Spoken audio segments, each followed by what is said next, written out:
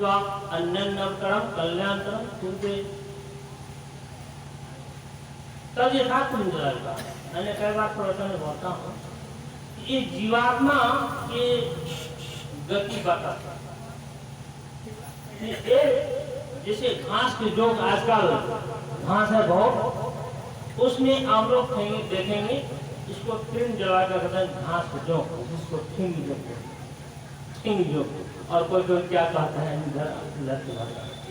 आशीना कहते हैं, तो उसको घास के जोक शास्त्र में इसको दृष्टांत। तब यथार्थ ट्रिम जलावेगा तृण से अंतम गत्वा, घास के अंतिम कोर में जा करके और फिर अपना दूसरा मुख जो है दूसरा घाट में लगा, और तब इसको छोड़।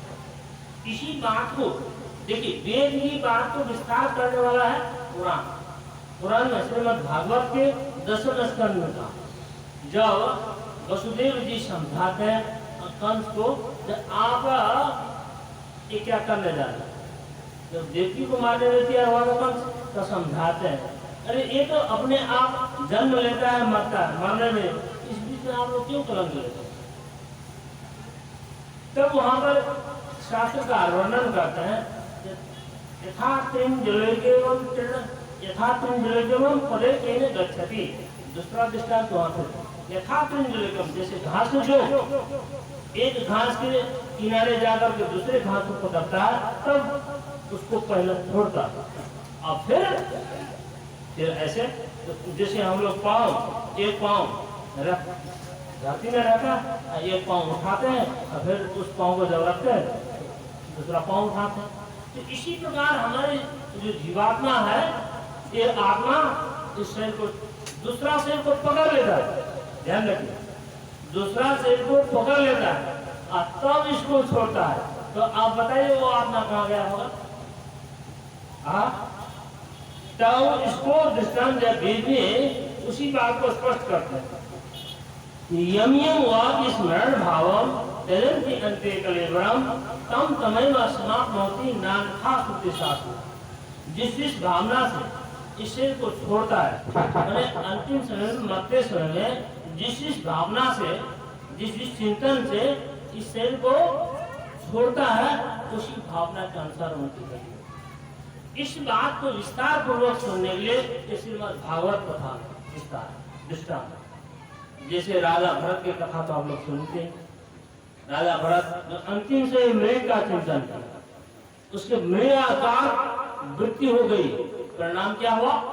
वो इतना तपस्वी थे, फिर भी वो अंतिम से मृग के चिंतन होने पर, मृगाकार वृत्ति होने पर वो मृग से। तो यही बात है, इस शास्त्र से ये सिद्ध होता है तो हम लोग अंतिम, इसी बात को कृष्ण भगवान भी अर्जुन को वही बात हो रहा है, तो गीता में भी वही बात। गीता कोई आकाश पाताल से नहीं, गीता भी उपनिषद के बात को सारांश कर रहा है, और योग वासिष्ठ भी है उपनिषद की बात को ही सारांश में यहाँ रख दिया। चाहे योग वासिष्ठ पढ़िए वही श्लोक मिलेगा, और योग वासिष्ठ पढ़िए वही श्लोक मिलेगा। तो कथा कहानी के माध्यम से, कथा कहानी अलग अलग है, लेकिन जो यथार्थ बात है, जो सिद्धांत की बात है, वही सब में मिलेगा। रामायण में तुलसीदास जी भगवान रामचंद्र का वर्णन किया है, लेकिन जब वेदांत की बात आता है तो फिर वही बात वहां रखा, वही बात। तो शास्त्रकार लोग का कहना है, कथा कहानी कहते कहते उसका तात्पर्य रहता है कहाँ? परमात्मा का निर्गुण स्वरूप का वर्णन करना। तो यहाँ कह रहे हैं, जो हम जो दूसरा शरीर को प्राप्त कर लेते हो, हमारा कहने दिया है मतलब है, जो हम दूसरा शरीर वहां प्राप्त कर लेते हैं, पकड़ लेते हैं, और तब इसको छोड़ते हैं, तब हम उद्धार करने वाले कौन है? जब हम आपकी पिता को की माता को हम उद्धार करते हैं, विचारते हैं। और डायरेक्ट कहने से तो लोग कहते हैं विरोधी लोग सब है। यदि उसी बात को आप शास्त्र से समझेंगे तो हम तो अपने मुंह से नहीं बोलते, ये शास्त्र का।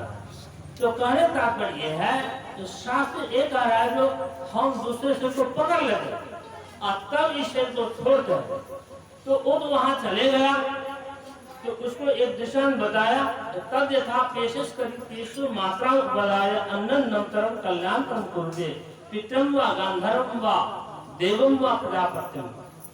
वो कैसे रूप से जाते, चाहे पितर लोग जाए, चाहे देव लोग जाए, चाहे गंधर्व लोग जाए, चाहे पशु पक्षी में जाए, चाहे और अन्य नवतरम दूसरा नया शरीर को धारण कर लेता है और तब वहां पर चले जाने के बाद तब हम इसको छोड़ते हैं।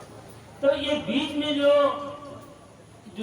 जमदूत जो हम लोग को जीवात्मा को लेके जाते हैं, इसका जो वर्णन है कैसे कैसे जाते हैं, वो किसको लेके जाता है, उसके प्रसंग फिर हम कभी चर्चा करेंगे।